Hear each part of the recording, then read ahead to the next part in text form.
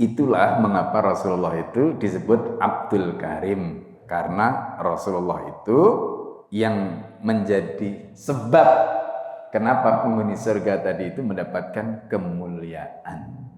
Karena sebab atau wasilah baginda Nabi Muhammad SAW. Bahkan Ibnu Taimiyah rahimahullah itu mengatakan begini, semua jalan menuju surga itu sudah ketutup, Pak, kecuali jalannya Nabi. Jadi kalau kita mau masuk surga, mau cari jalan lain selain jalan yang digariskan Nabi, nggak bisa, Pak. Berarti apa? Kita semuanya berhutang kepada Nabi. Dan karena itu Rasulullah tadi dikatakan Abdul Karim, karena Nabi itu menjadi jalan kita untuk masuk ke dalam jannah tadi itu.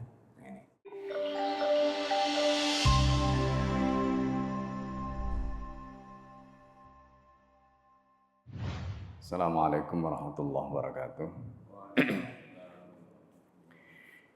Bismillahirrahmanirrahim. Alhamdulillah. Assalatu ala rasulillah wa ala alihi wa sahbihi wa mawalah. La hawla wa la quwwata illa billah. Rabbi syrah li sadri wa yassir li amri wa hlul 'uqdatam min lisani yafqahu qawli. Allahumma inna a'udzubika an adilla wa dalla zalla au adlima au udlama au ajala yuzil alaih. Sebelum kita mulai, mari kita baca surat Al-Fatihah untuk mu'alif kitab ini, Al-Allamah Al-Qadi Syekh Yusuf An-Nabhani, dan juga guru-guru kita semua dan kita yang hadir di majelis ini. Semoga Allah Subhanahu wa taala berikan kepada kita semua kebaikan di dunia dan di akhirat, dan semoga Allah memberikan kepada kita futuhnya sehingga bisa menerima ilmu yang kita kaji pada pagi hari ini, dan semoga bisa menjadi kemuliaan bagi kita karena mahabbah kita, cinta kita kepada baginda Nabi Muhammad SAW. Ala diniyah wa likulli niyatin salihah. Al-Fatihah. A'udzubillahi minasyaitonir rajim. Bismillahirrahmanirrahim. Ar-Rahmanir-Rahim. Iyyaka na'budu wa iyyaka nasta'in. Ihdinas siratal mustaqim. An'amta 'alaihim. Bismillahirrahmanirrahim. Qala al-mu'allif rahimahullah nafa'ana bihi wa bi'ulumihi fid dharain. Jadi kita masih membahas tentang nama-nama baginda Nabi Muhammad SAW sampai di poin wazada naklan an Ibnu Asyakir. Kemudian di sini disebutkan wazad dan menambah naklan dengan menukil dari Ibnu Asyakir, yaitu dari Ibnu Asyakir. Ibnu Asyakir ini, Bapak sekalian yang dimuliakan Allah, beliau ini adalah ahli hadis ya. Beliau ini ahli hadis, lahir di Damaskus tahun 499. Dan beliau itu mengarang kitab, judulnya itu Tarikh Asy-Syam Al-Kabir. Ya. Jadi beliau menulis kitab Tarikh Asy-Syam Al-Kabir. Jadi sejarah Syam, ya, sejarah Syam. Itu sebanyak 80 jilid. Jadi tentang sejarah Syam itu sebanyak 80 jilid. Nah ini luar biasa beliau ini. Nah, Ibnu Asyakir menjelaskan nama Nabi Muhammad selain yang tadi yang sudah kita bahas itu, di situ ada nama Al-Fatih. Jadi nama Nabi itu ada nama Al-Fatih. Nah, dari mana nama itu diambil? Nanti dijelaskan di dalam hadis Isra dan Mi'raj. Ya, di dalam hadis Isra dan Mi'raj dari Abu Hurairah radhiyallahu an, di mana status hadis itu hadis marfu. Hadis itu marfu itu artinya hadis itu dinisbatkan kepada Nabi. Jadi kalau hadis itu dinisbatkan kepada sahabat itu namanya hadis mauquf. Kalau hadis itu dinisbatkan kepada tabi'in itu namanya maqtu'. Nah itu istilah-istilah. Nah, di dalam hadis yang diriwayatkan dari Ar-Rabi' ibn Anas, di situ ya Allah Subhanahu wa taala menyampaikan wahyu kepada Nabi, ya, atau menyampaikan surat kepada Nabi pada malam Isra dan Mi'raj. Kata Allah, wa ja'altuka, ini kalimatnya dalam hadis Isra dan Mi'raj itu. Ini hadis qudsi berarti. Wa ja'altuka, dan aku jadikan kamu Muhammad fatihan wa khatiman. Jadi aku jadikan kamu Muhammad sebagai fatih, sebagai pembuka, dan khatim sebagai penutup. Nah, itu diambil dari situ. Kemudian di dalam hadis Abi Hurairah dalam peristiwa Isra dan Mi'raj itu juga ada sabda Nabi, ya, ketika hina asna ala rabbih, ketika Nabi itu memuji Allah. Jadi kalau tadi itu Allah yang menyampaikan kepada Nabi, ya, wa ja'altuka fatihan wa khatiman. Aku jadikan kamu Muhammad sebagai pembuka dan juga sebagai penutup, pamungkas. Kemudian dalam hadis Abu Hurairah ini pernyataan Nabi ketika memuji Allah Subhanahu wa taala, Rasulullah menyatakan wa ja'alani. Nah, jadi kalau tadi itu wa ja'altuka itu kalimatnya Allah. Sekarang Nabi mengatakan wa ja'alani, dan dia Allah menjadikan aku fatihan wa khatiman. Nah, gitu. Ya. Nah, jadi kalimatnya begitu. Jadi kalau yang pertama tadi wa ja'altuka itu hadis qudsi. Apa bedanya hadis qudsi dengan hadis nabawi, Bapak sekalian? Nah, ini begini. Jadi supaya kita gampang ya. Pertama saya akan urutkan dulu. Jadi cara memahaminya begini. Apa bedanya Al-Qur'an dengan hadis? Quran itu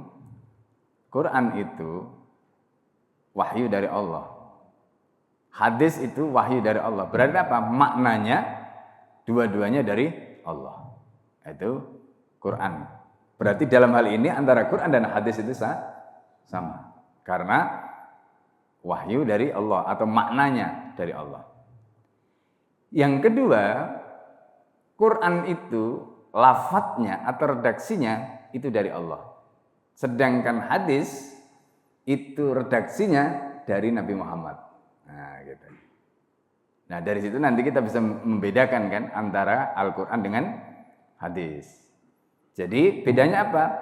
Bedanya adalah kalau Al-Qur'an itu wahyu dari Allah atau maknanya dari Allah, redaksinya juga dari Allah. Sedangkan hadis itu wahyu dari Allah atau maknanya dari Allah tetapi redaksinya dari Nabi. Nah, itu. Nah, kemudian pertanyaan berikutnya.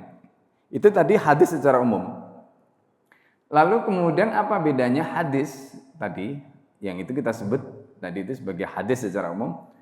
Ada bedanya antara hadis qudsi dengan hadis nabawi.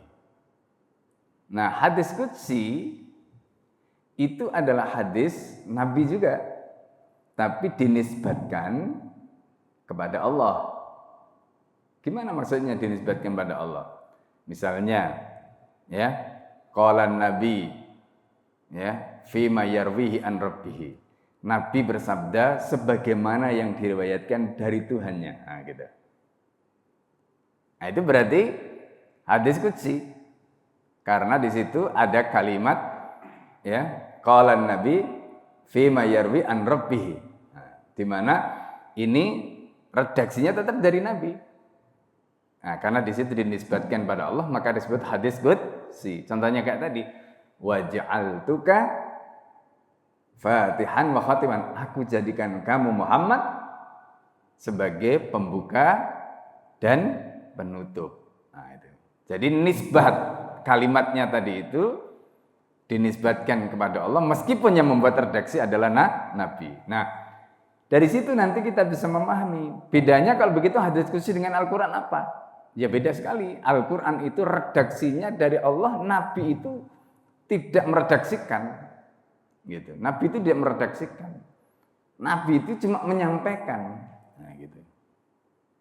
Ya, Nabi itu cuma menyampaikan. Nah, itu tentang Al-Qur'an. Oleh karena itu Nabi nggak nambah, nggak ngurangi. Nah, itu nanti nyambung dengan penjelasan bahwa kenapa Nabi Muhammad itu ummi, tidak bisa baca, tidak bisa nulis. Itu sekaligus untuk menegaskan bahwa Al-Qur'an itu memang asli dari Allah. Karena tidak mungkin Nabi yang ummi, yang tidak baca, tidak bisa nulis itu bisa nambahi gitu. Nah, itu nanti di situ penjelasannya. Nah, dari situ kita bisa memahami bedanya antara Al-Qur'an, hadis qudsi, ya kan? Jadi kalau Al-Qur'an berarti apa? Maknanya dari Allah, redaksinya juga dari Allah. Nabi itu hanya menyampaikan. Sedangkan hadis qudsi itu maknanya dari Allah, redaksinya tetap dari Nabi, tapi dinisbatkan kepada Allah tadi, makanya ada istilah qudsi. Sedangkan hadis nabawi itu maknanya dari Allah, redaksinya dari Nabi dan nisbatnya kepada Nabi. Gitu. Ya, dinisbatkannya kepada Nabi. Nah, itu sedikit tambahan. Jadi nanti kalau ada istilah-istilah ilmu nanti kita akan jelaskan jadi supaya para jamaah sekalian bisa nyambung, karena pembahasan seperti ini kalau kita tidak jelaskan teknis ilmunya, nah biasanya agak susah kita ngikuti. Jadi makanya mau nggak mau harus dijelaskan. Ya, mau tidak mau harus dijelaskan. Nah, kemudian kita lanjutkan. Jadi Al-Fatih itu adalah nama yang disematkan kepada Nabi berdasarkan hadis qudsi tadi yang disebutkan dari Rabi' bin Anas, ya. Kemudian yang kedua hadis nabawi dari Abu Hurairah, ya. Nah, lalu apa maknanya Fatih tadi itu? Ya. Namanya Fatih itu apa maknanya? Nama Fatih tadi itu. Di sini dijelaskan fawalladzi fatahallahu bi babal huda. Karena melalui tangan Nabi Allah itu membukakan pintu hidayah. Nah, jadi melalui tangan Nabi Allah itu membukakan pintu hidayah.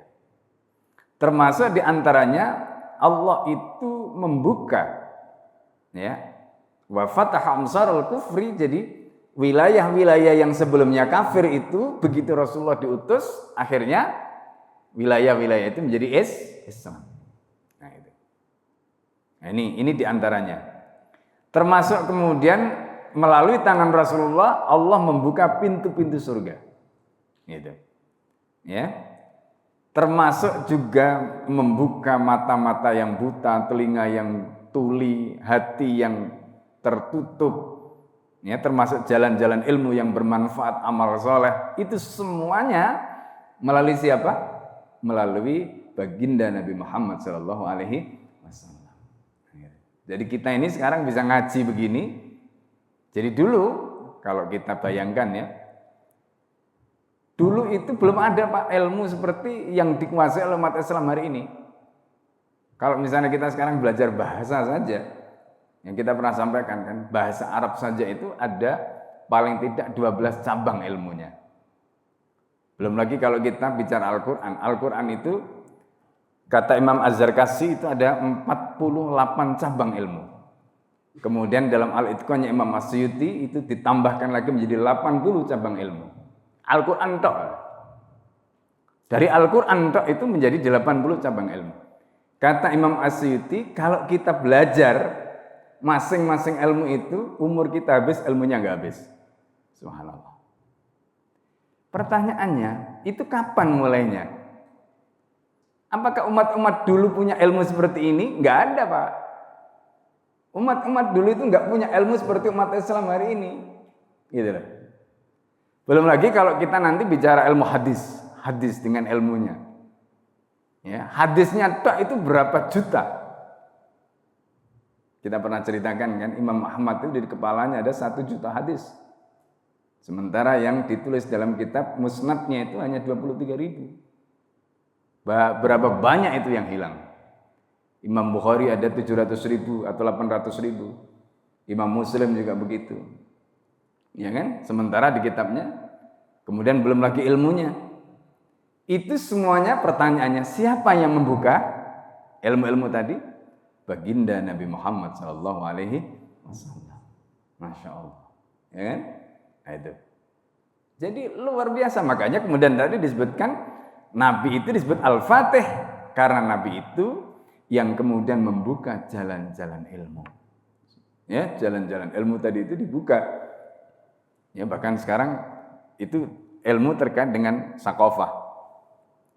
Sekarang itu kalau kita bicara tentang ilmu kedokteran, ya, ilmu kedokteran, misalnya contoh seperti pembahasan tentang Tibbun Nabawi, ya kan? Kalau kita baca kitabnya Ibnul Qayyim Al-Jauziyah, At-Tibbun Nabawi, itu luar biasa.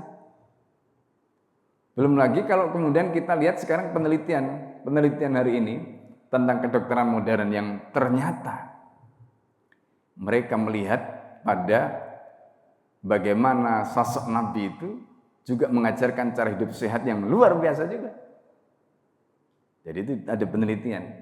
Jadi bayangkan ya, kalau di Jepang itu ada seorang profesor, dia meneliti namanya autopagi atau autofagi. Ya kan? Autofagi itu apa? Sebenarnya puasa yang diteliti itu. Bagaimana dampak puasa itu terhadap kesehatan tubuh.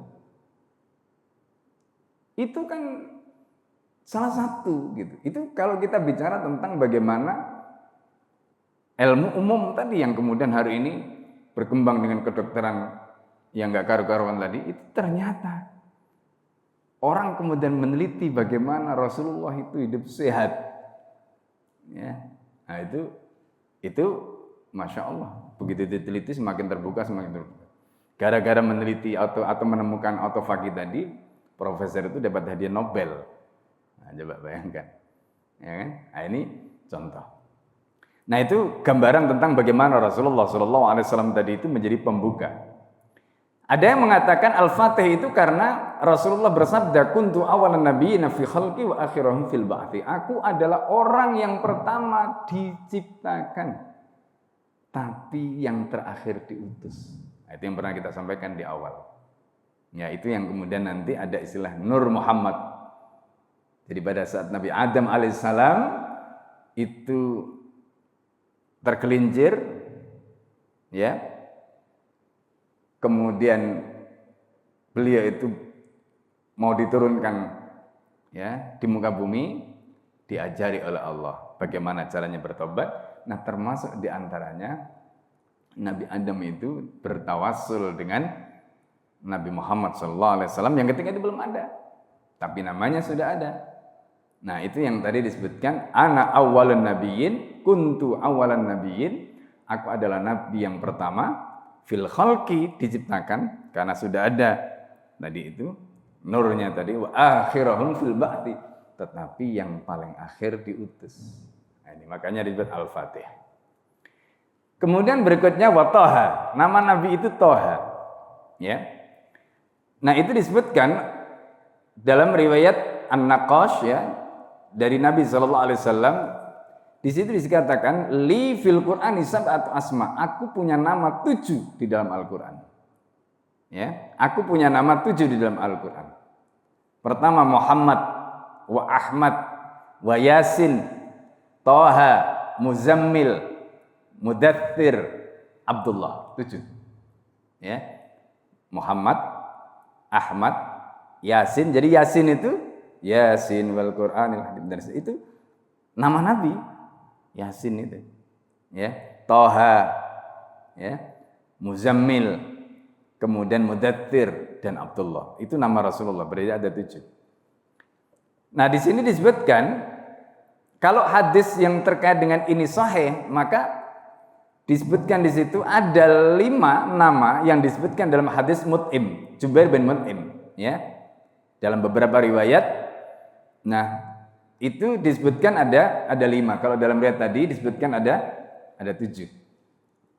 Di dalam riwayat yang lain, yaitu riwayat yang disampaikan oleh Ibnu Adi di dalam kitab Al-Kamil, ya, dari Jabir dan yang lain, hadis ini juga dihukumi marfu'. Marfu' itu artinya tadi dinisbatkan kepada Nabi.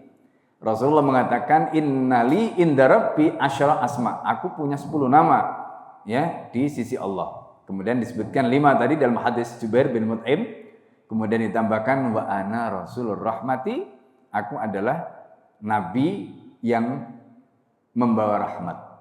Wa rasul taubati, dan aku adalah nabi yang menerima taubat. Wa rasulul malahimi, dan aku adalah rasul yang malahim itu mengarungi peperangan. Wa anal muqaffa, dan kita sudah jelaskan sebelumnya, qafaitun nabiyina amatan wa ana kutham, dan aku adalah al-kutham. Kutham itu apa? Orang yang menyempurnakan semuanya. Makanya di dalam hadis yang lain Rasulullah itu disebutkan, aku ini ibaratnya seperti bata. Nabi-nabi sebelumnya itu membangun rumah tinggal 1 bata. Dan aku adalah bata yang tersisa tadi itu. Nah, jadi itu makanya Rasulullah menyebutkan wa ana kutham, dan aku ini adalah kutham.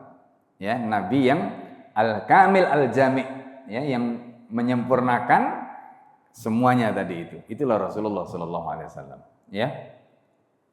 Kemudian berikutnya nabi itu punya nama lain yaitu Yasin tadi.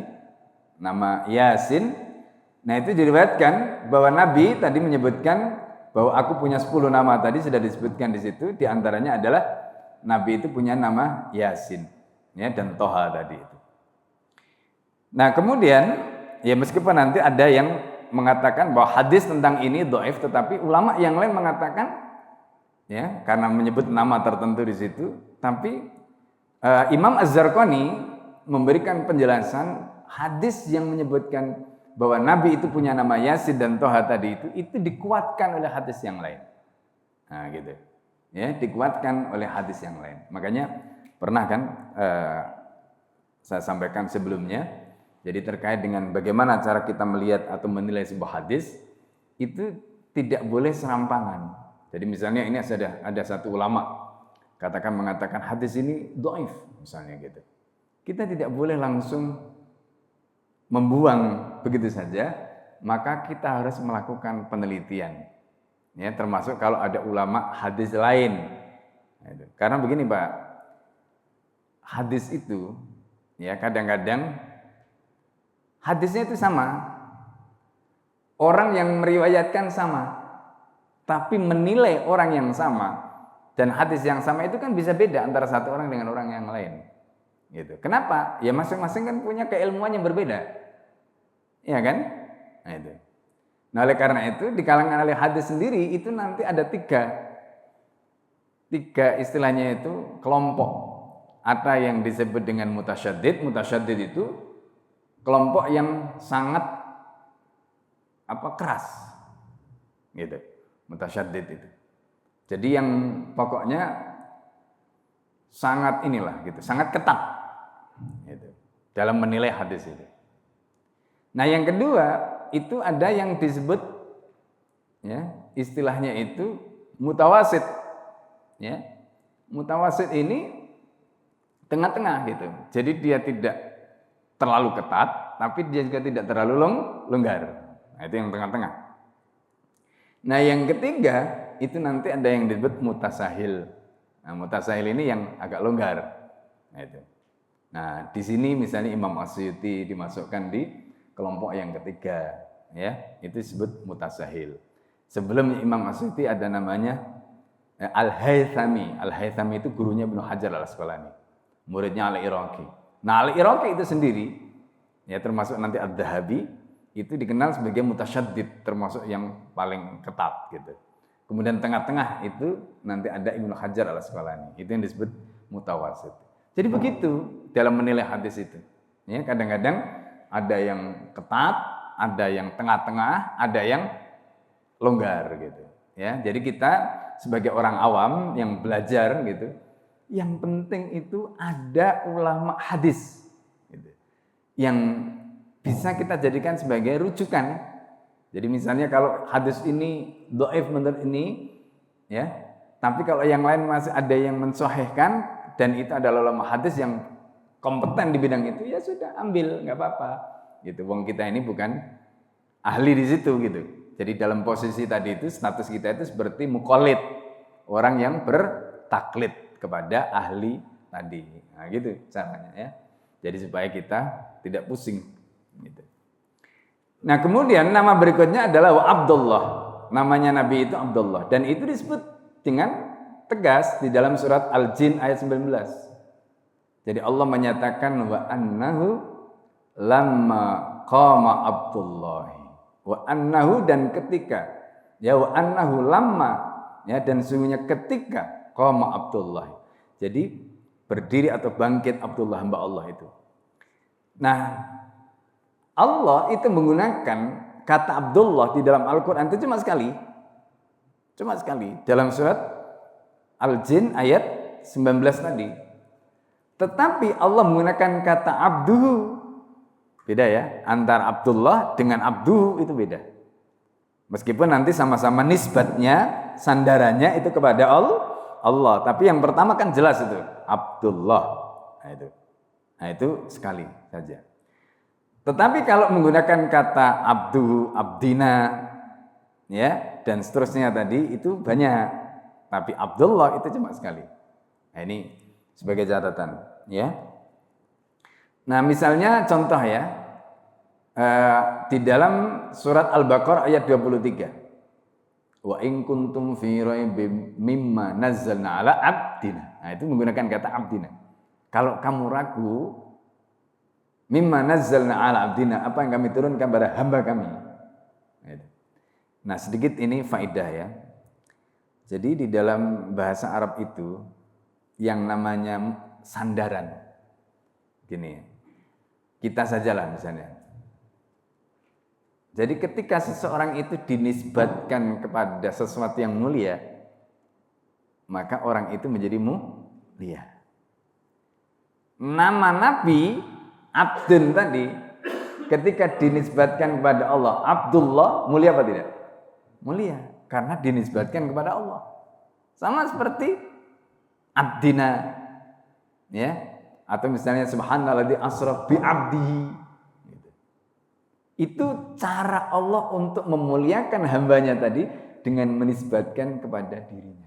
Nah, gitu. Dengan menisbatkan kepada dirinya. Itu caranya Allah untuk memuliakan. Ya. Nah, jadi makanya kata Nabi itu nama yang paling baik itu ya nama Abdullah. Nah, itu nama yang paling baik.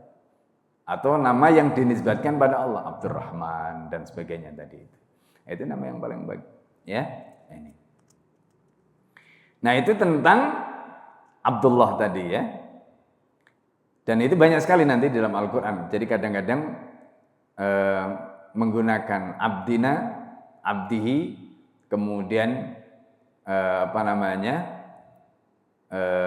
ila abdihi, ya banyaklah seperti itu. Tapi yang Abdullah tadi itu cuma satu, yaitu di dalam surat Al-Jin ayat 19.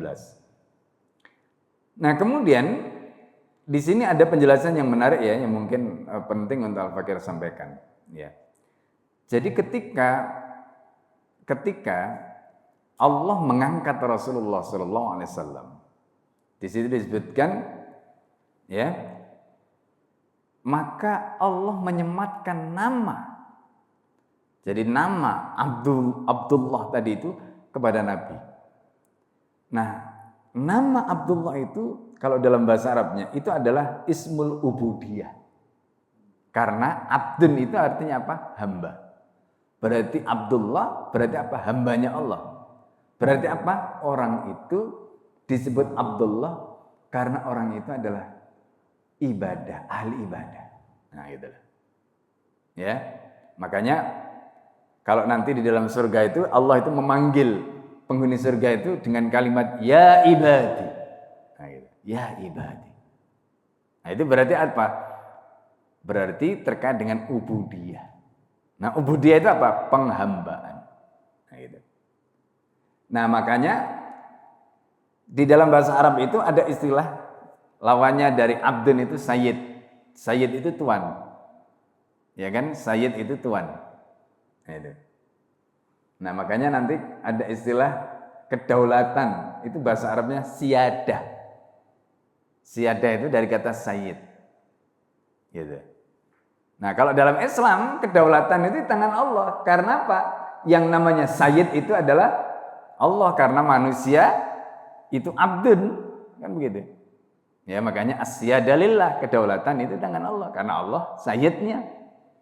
Nah, makanya kalau dalam Islam nanti yang hukumnya macam-macam itu ya hukumnya Allah karena asyadahnya tadi. Sedangkan manusia itu adalah abdun lillah, hambanya Allah. Nah, gitu. Nah, itu maqam ubudiyah namanya. Ya, posisi sebagai hamba tadi itu. Nah, yang menarik adalah Nabi itu pernah ditawari oleh Allah. Ya, Nabi itu pernah ditawari oleh Allah. Diberi pilihan.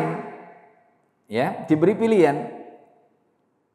Kata malaikat Jibril, ya Muhammad, ya, apakah kamu mau dijadikan oleh Allah sebagai malikan nabiyan, ya, sebagai malaikat dan seorang nabi atau sebagai abd dan nabiyan, gitu. Sebagai hamba dan nabi. Coba bayangkan, pilihannya begitu loh. Nabi, kamu mau dijadikan sebagai malaikat sekaligus nabi ataukah sebagai hamba dan nabi? Nabi memilih sebagai hamba dan nabi. Subhanallah. Malaikat Jibril waktu menyampaikan itu ngasih kode. Dan itu nanti di dalam kitab Hadits Sahabah itu dibahas tentang bagaimana tawaduknya Rasulullah. Jadi tawaduknya Rasulullah itu diantaranya adalah ketika Nabi diberi pilihan. Kalau kita kan misalnya tawari, kamu mau jadi malaikat atau jadi manusia? Jawabannya malaikat. Ya kan? Loh, Nabi itu tawari gitu, kamu jadi malaikat atau jadi manusia? Jawabannya jadi manusia. Manusia yang nabi, bukan malaikat yang nabi. Itu Rasulullah, Masya Allah. Itu tawaduknya baginda Nabi Muhammad SAW. Ini. Nah, sejak saat itu Nabi, Pak, itu tidak pernah lagi makan sambil bersandar, tidak pernah. Nabi sejak saat itu makannya duduk di lantai. Ya. Aku lukama akalal abdu, kata Nabi. Aku makan sebagaimana makannya budak. Sejak saat itu. Subhanallah. Untuk menggambarkan bahwa memang saya ini Abdullah, hambanya Allah, anak Abdul. Nah gitu. Jadi sampai begitu Rasulullah. Makanya kan kalau makan sambil bersandar itu Rasulullah nggak suka. Ya. Jadi kalau kita melihat teman-teman tabligh ya, duduk di lantai, kemudian kakinya begitu, terus makan dengan 3 jari. Itu dari satu sisi ya, mungkin kita kok kayak gitu sih makannya gitu ya. Nah itu nanti kita bisa potret dari sisi kesehatan, dari sisi adab. Dari sisi adab tadi diajarkan oleh Nabi, itu adalah memang tawaduknya Rasulullah Sallallahu Alaihi Wasallam. Gitu. Kemudian dari sisi kesehatan, dengan makan 3 jari tadi itu kan berarti apa? Apa yang diambil tadi kan nggak banyak. Ketika yang diambil itu dia banyak, berarti apa? Yang dikunyah sedikit. Kalau yang dikunyah sedikit berarti apa? Pencernaannya, ya, atau ususnya tadi itu kerjanya tidak berat. Gitu. Nah ini yang diajarkan Nabi itu nanti katanya dengan kesehatan. Nah itu tentang abdun, ya. Nah karena itu di sini disebutkan makan nama Abdullah seperti dalam hadis riwayat Muslim, ahabbul asma'i ilallah, nama yang paling dicintai oleh Allah itu adalah Abdullah wa Abdurrahman. Jadi nama abdun yang dinisbatkan pada Allah dan Abdurrahman. Ini. Kemudian wa khatimal anbiya. Nama berikutnya Nabi itu adalah khatimal anbiya. Ya, pemungkasnya para nabi yang tadi sudah disebutkan. Ana ya atau waj'alani fatihan wa khatiman atau waj'altuka fatihan wa khatiman tadi itu. Ya. Kemudian waqala al-Qustulani fil Mawahib. Imam Al-Qustulani di dalam kitabnya Al-Mawahib, wal Bajuri fi Hasyiatus Syama'il, dan Imam Al-Bajuri ini Syekhul Azhar dulu dan gurunya beliau, gurunya penulis kitab ini. Dzakara sahibu kitabi Syauqul Arusi wa Unsun Nufusi. Jadi beliau menyebutkan ya bahwa penulis kitab Syauqul Arus wa Unsun Nufus itu judul kitab itu mengatakan ya wa Husain ibni Muhammad At-Tamaghani. Jadi beliau adalah Husain bin Muhammad At-Tamaghani naklan an Ka'ab al-Ahbar. Nah ini cerita. Jadi beliau menukil dari Ka'ab al-Ahbar. Siapa Ka'ab al-Ahbar? Ka'ab al-Ahbar itu ya, Ka'ab al-Ahbar itu hidup pada zaman Nabi. Dulunya orang Yahudi ini. Hidup pada zaman Nabi tapi enggak pernah ketemu Nabi. Itu Ka'ab al-Ahbar. Nanti banyak kitab-kitab tafsir ya. Banyak kitab-kitab tafsir itu mengutip penjelasan Ka'ab al-Ahbar. Karena Ka'ab al-Ahbar ini memang orang Yahudi dan termasuk ahli, ya ulamanya lah gitu. Makanya nanti banyak itu tafsir-tafsir yang kemudian mengutip penjelasan beliau. Nah, pertanyaannya begini, Ka'ab al-Ahbar itu kan hidup pada zaman Nabi, tidak pernah ketemu Nabi. Dan beliau itu kemudian masuk Islam pada zaman Abu Bakar As-Siddiq ketika menjadi khalifah. Pertanyaannya, kalau ada orang seperti ini, itu statusnya apa? Sahabat atau bukan? Ulama hadis sepakat, orang seperti ini statusnya bukan sahabat. Meskipun dia hidup pada zaman Nabi, tapi nggak pernah ketemu Nabi. Karena yang disebut sahabat itu siapa, Pak? Yang disebut sahabat itu adalah man laqiyan Nabi wa aslama wa amana bihi wa mata mu'minan. Nah itu. Orang yang pernah ketemu Nabi, kemudian masuk Islam, beriman kepada Nabi, dan mati dalam keadaan Islam, mati dalam keadaan mukmin, itu sahabat. Karena nanti ada yang ketemu Nabi, masuk Islam, termurtad, ada. Itu nggak dihukumi sahabat, gitu. Ada yang nggak begitu, nggak dihukumi sahabat, ya. Ini. Nah, jadi Ka'ab al-Ahbar ini statusnya dia bukan sahabat, tapi apa? Tabi'in. Nah, gitu. Nah, tabi'in itu nanti ada dua kategori, ada yang senior yang disebut dengan kibar tabi'in, dan ada yang disebut dengan sigar tabi'in. Tabi'in senior itu siapa? Tabi'in yang banyak meriwayatkan hadis dari sahabat. Itu tabi'in senior. Tabi'in junior itu adalah tabi'in yang berguru kepada sahabat, tetapi dia tidak banyak meriwayatkan hadis dari sahabat. Dia dapat, tapi lebih banyak hadisnya itu bukan dari sahabat, dari sesama tabi'in. Nah, itu berarti tabi'in junior. Nah, gitu. Jadi yang senior tadi itu yang banyak meriwayatkan dari sahabat. Nah, nanti sahabat juga begitu, Pak. Sahabat itu ada sahabat senior, ada sahabat junior. Nah, gitu juga. Jadi kalau kita pakai rumus tadi berarti apa? Sahabat yang senior itu adalah sahabat yang ketemu Nabi, kemudian beriman kepada Nabi, wafat dalam keadaan beriman, itu sahabat. Bedanya senior dan juniornya apa? Kalau senior berarti dia banyak meriwayatkan dari Nabi. Nah, itu senior.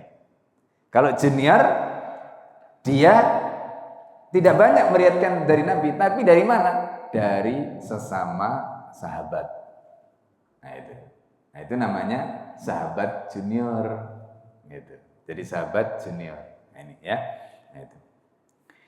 Nah, di sini disebutkan Ka'ab al-Ahbar itu, ya, Ka'ab al-Ahbar itu, ya, dia banyak kemudian nanti riwayatkan, ya. Nah, beliau itu tinggal di Homs, ya. Beliau itu tinggal di Homs. Homs itu adalah wilayah Suriah, ya. Dan di sana itu ada banyak para sahabat di Homs itu, ya. Termasuk makamnya siapa? Khalid bin Walid itu ada di Homs. Nah, itu makamnya Khalid itu ada di Homs karena beliau wafat di Homs. Itu Khalid itu, ya. Nah, ini. Dan Ka'ab al-Ahbar ini dikenal sebagai orang yang memiliki banyak ilmu, ya. Nah, ini banyak ilmu. Nah, kemudian beliau itu wafat pada tahun di situ disebutkan 32 Hijriyah pada zaman khilafah Utsman bin Affan. Umurnya ketika itu lebih dari 100 tahun. Ini Ka'ab al-Ahbar. Ya, dan beliau juga dimakamkan di Homs. Nah, di situ disebutkan annahu qala bahwa Ka'ab al-Ahbar itu mengatakan inna ismun nabi. Nah, ini yang dikutip riwayat dari Ka'ab al-Ahbar ini. Nama Nabi sallallahu alaihi wasallam inda alil jannah. Jadi Nabi itu punya nama, ya, di kalangan penduduk surga. Apa namanya? Namanya Nabi di kalangan penduduk surga itu Abdul Karim. Ya, namanya Nabi di kalangan penduduk surga itu namanya Abdul Karim. Nah, kenapa Nabi itu diberi nama Abdul Karim? Penjelasannya, karena Rasulullah itu adalah Rasul yang mengantarkan penduduk surga tadi ke dalam surga. Karena itu Allah memberikan kemuliaan kepada penduduk surga tadi itu di dalam surga yang disebutkan oleh Nabi, mala ainun ra'at wala udhunun sami'at wala khatara ala qalbil bashar. Surga itu Pak, ya, di dalam kitab Zadul Ma'ad itu disebutkan ya. Jadi kalau surga itu isinya semuanya kebaikan, nggak ada keburukan. Kalau neraka itu sebaliknya, isinya semua keburukan, tidak ada kebaikan. Gitu. Makanya ada pertanyaan yang menarik begini. Ya, ini istri Nabi. Karena kan orang membayangkan di surga itu nanti dapat bidadari. Ya kan? Tapi pertanyaan di dunia itu dibawa ke surga. Pertanyaannya gimana? Siapakah yang lebih baik? Kami ataukah perempuan-perempuan di surga? Kan berarti cemburu kan itu namanya. Ya kan? Itu kan pertanyaannya dunia itu. Pertanyaan dunia. Pertanyaannya, apakah nanti di surga itu ada cemburu? Nah, itu pertanyaannya. Jawabannya nggak ada, Pak. Di surga itu nggak ada cemburu. Jadi kalau nggak ada cemburu, nanti kita itu punya istri, ya punya bidadari banyak, istri kita ada di situ, nggak akan cemburu dia, nggak seperti di dunia, ya kan? Kalau di dunia saja belum apa-apa sudah langkai dulu mayatku. Nanti itu nggak ada di akhirat, gitu. Itu nggak ada di surga itu nggak ada kayak begitu itu, ya kan? Itu nggak ada. Nah itu yang tadi dikatakan, kenapa di surga tidak ada seperti itu? Karena itu kan buruk, iya kan? Keburukan seperti itu nanti tidak ada di dalam surga, gitu. Karena surga itu isinya semuanya adalah kebaikan. Sebaliknya di neraka juga begitu, nggak ada kebaikannya sama sekali karena isinya semuanya keburukan. Gitu. Makanya kadang-kadang orang mikirnya begini, nggak apa-apa masuk neraka, nanti kumpul sama artis-artis. Loh itu kan karena pandangan dunia. Karena memandang seolah-olah di neraka nanti masih ada kebaikannya. Padahal neraka itu sama sekali nggak ada baiknya. Gitu. Nah kenapa kita memandang neraka dan surga tadi seperti itu? Karena kita masih hidup di dunia. Kata Ibnul Qayyim, karena dunia itu isinya dua, ada yang baik dan ada yang buruk. Jadi ketika kita membayangkan surga, keburukan dunia masih ke bawah. Ketika kita membayangkan neraka, kebaikan dunia masih ke bawah. Paham nggak? Jadi nggak presisi, nah gitu. Makanya Rasulullah mengatakan apa? Mala ainun ra'at, wala udhunun sami'at, wala khatara ala qalbil bashar. Di situ. Jadi di surga itu tidak bisa dilihat oleh mata, saking mata itu tidak mampu untuk menjangkaunya. Kemudian tidak bisa wala udhun samat, dan telinga nggak pernah mendengarkan, bahkan tidak pernah terlintas, gitu. Dan kita nggak bisa membayangkan karena kita masih di dunia. Di mana di dunia tadi itu isinya masih campur, kata Ibnul Qayyim itu. Isinya masih campur antara baik dan buruk. Jadi kalau kita menggunakan perspektif dunia untuk membayangkan surga neraka, nggak sampai, Pak. Nggak sampai. Gitu loh. Sementok-mentoknya kita membayangkan surga itu nggak bisa. Gitu. Nggak bisa presisi seperti itu. Jadi kira-kira hanya sekian persen ya dari fakta yang sebenarnya tadi. Nah itu yang kita mesti paham gitu. Nah ini gambarannya ya. Makanya tadi disebutkan bahwa di antara keistimewaannya itu. Jadi makanya itulah mengapa Rasulullah itu disebut Abdul Karim. Gitu. Karena Rasulullah itu yang menjadi sebab kenapa penghuni surga tadi itu mendapatkan kemuliaan. Karena sebab atau wasilah baginda Nabi Muhammad SAW. Bahkan Ibnu Taimiyah rahimahullah itu mengatakan begini, ya. Kullu tariqi ilal jannati masdudun. Semua jalan menuju surga itu sudah ketutup, Pak. Ya, semua jalan untuk menuju surga itu ketutup sudah. Illa tariq Rasulullah sallallahu alaihi wasallam. Kecuali jalannya Nabi. Jadi kalau kita mau masuk surga, mau cari jalan lain selain jalan yang digariskan Nabi nggak bisa, Pak. Nah, itu kata Ibnu Taimiyah. Sampai begitu. Berarti apa? Kita semuanya berhutang kepada Nabi. Dan karena itu Rasulullah tadi dikatakan Abdul Karim. Karena Nabi itu menjadi jalan kita untuk masuk ke dalam jannah tadi itu. Nah, kemudian wa inda alin nari, dan di kalangan penghuni neraka Nabi itu disebut Abdul Jabbar. Jadi namanya Nabi itu Abdul Jabbar di kalangan penghuni neraka. Kenapa Nabi itu disebut Abdul Jabbar? Karena Nabi itu yang kemudian memastikan mereka berada di dalam neraka. Kenapa? Li mukhalafatihi, karena mereka menyalahi jalan Nabi tadi. Kan kita sudah sebut tadi itu. Ya.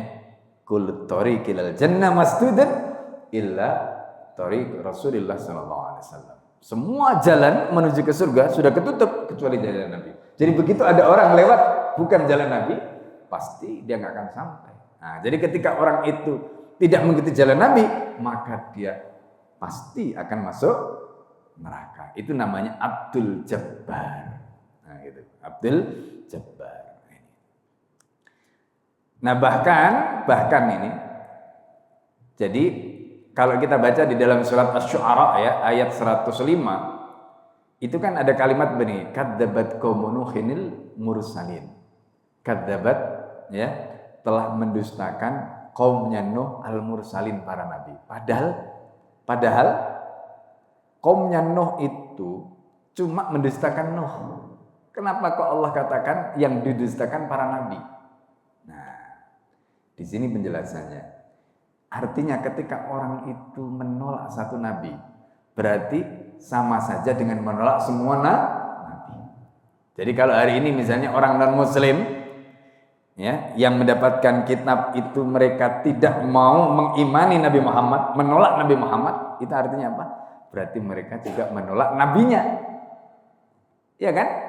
Karena nabinya itu mengatakan bahwa nanti setelah mereka ada Nabi Muhammad, ya tak? Makanya kalau ayatnya tadi mengatakan kadzabat qaumun Nuh al-mursalin tadi itu, kaumnya Nuh itu faktanya mendustakan Nabi Nuh. Tapi kenapa Allah mengatakan yang didustakan seluruh nabi?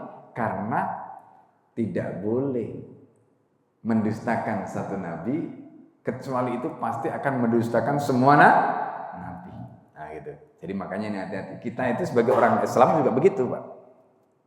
Kita itu diajari untuk mengimani nabi-nabi sebelum Rasulullah Shallallahu Alaihi Wasallam. Nah, gitu ya. Nah, jadi itu makna dari Abdul Jabbar. Kemudian berikutnya adalah wa inda alil arsh, dan di kalangan penghuni arsh namanya adalah Abdul Hamid. Ya, nama Nabi itu Abdul Hamid. Kenapa diberi itu nama Abdul Hamid? Nah, di sini ada yang menarik. Karena penghuni arasy itu bersyukur sekali lihamdihi al isra'ihi ilaih. Ya. Karena Isra Mi'rajnya Nabi sampai ke arasy itu membuat mereka itu terima kasih. Gara-gara Isra Mi'rajnya Nabi itu mereka bisa melihat, bisa ketemu Nabi. Sebelum yang lain ketemu dengan Rasulullah, mereka ketemu dengan Rasul. Masya Allah. Nah, ini diantaranya kenapa kemudian dikatakan Abdul Hamid. Nah, ini Ustaz Abdul Hamid. Ya, itu. Jadi nama Abdul Hamid tadi itu dikatakan li'amdi ala isra'ihi ilai wa hamdihim ala ru'yati. Jadi Nabi itu karena bersyukur, karena jadi memujinya karena diisrakan ke sana, dan mereka pun bersyukur ya karena bisa melihat Rasulullah Shallallahu Alaihi Wasallam. Masya Allah. Ya, ini. Nah kemudian wa inda sa'ril malaika, dan di kalangan malaikat namanya Nabi itu disebut Abdul Majid. Kenapa disebut Abdul Majid? Karena li'anna kullan minhum yumajjidullah. Ya. Karena masing-masing mereka malaikat itu mereka adalah makhluk yang memuliakan, mengagungkan Allah, menyembah Allah. Dan semuanya itu wajah Allah kullahalau, dan semuanya itu dikumpulkan ya oleh Allah, dikumpulkan oleh Allah untuk apa? Memuji, memuliakan Rasulullah. Makanya Allah mengatakan apa? Innallaha wa malaikatahu yusholluna 'alan nabi. Nah itu Masya Allah. Nah, kalau malaikat saja disuruh bersolawat kepada Nabi, ya kan? Allah juga begitu. Innallaha wa malaikatahu yusholluna 'alan nabi. Itu bukti. Nah, makanya kemudian Abu Yazid Muhammad itu menyatakan, jadi kalau kita bersalawat itu kita tidak perlu ijazah, enggak perlu. Karena ijazahnya itu udah langsung dari Allah. Ya, innallaha wa malaikatahu yusholluna 'alan nabi. Ini. Kemudian ya, wa indal anbiya'i Abdul Wahhab. Kemudian di kalangan para nabi, nama Nabi Muhammad itu namanya adalah Abdul Wahhab. Kenapa? Karena Allah memberikan kenabian kepada mereka dan ayat-ayatnya yang membuktikan kenabiannya tadi. Lalu kemudian apa yang diberikan oleh Allah kepada mereka itu dikumpulkan semuanya, diberikan pada Nabi. Masya Allah. Nah ini, makanya di dalam kitab, ya, di dalam kitab judulnya itu kalau tidak salah Mu'jizatullah Al-Khalidah, ya, mukjizatnya Allah yang abadi. Itu beliau itu menceritakan bagaimana mukjizat-mukjizat nabi-nabi terdahulu itu yang begitu hebat-hebat itu dikumpulkan Allah, diberikan kepada Rasulullah sallallahu alaihi wasallam. Bahkan kita sekarang ini, kan tadi kita sudah sebut nih. Jadi kalau kita punya ilmu atau kita punya, katakan mungkin ada orang sekarang punya karomah, itu adalah pancaran dari ilmunya Nabi, dari karomahnya Rasulullah SAW. Nah gitu, saking luar biasanya. Baik, mungkin sampai di sini. Nanti insya Allah kita akan lanjutkan ya di dalam pertemuan berikutnya karena sudah masuk waktu syuruk, dan ya ini masih panjang ya nama-nama Nabi, dan nanti akan kita jelaskan satu persatu supaya kita paham kenapa Rasulullah SAW diberi nama sedemikian rupa ya. Dan itu semuanya adalah menunjukkan kemuliaan. Jadi menunjukkan kemuliaan. Nah, ini. Baik, ya sebelum kita tutup, karena sudah masuk waktu syuruk, kalau ada yang ingin bertanya atau menyampaikan sesuatu terkait dengan penjelasan tadi, silahkan.